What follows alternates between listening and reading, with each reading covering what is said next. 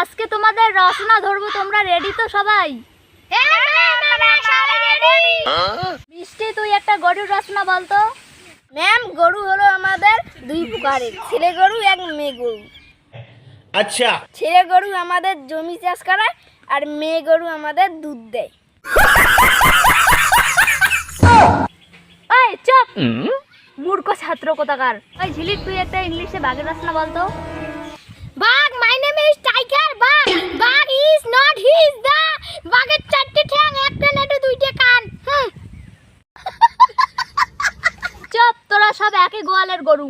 আমি এবার প্রশ্ন করব, যে পারবে সে উত্তর দিবে। পৃথিবীর সব থেকে নোংরা জায়গা কোথায় অবস্থিত? ম্যাম, আই ইমের বাড়ি। তোমার বাড়ি। আচ্ছা। তোমাদের মাথায়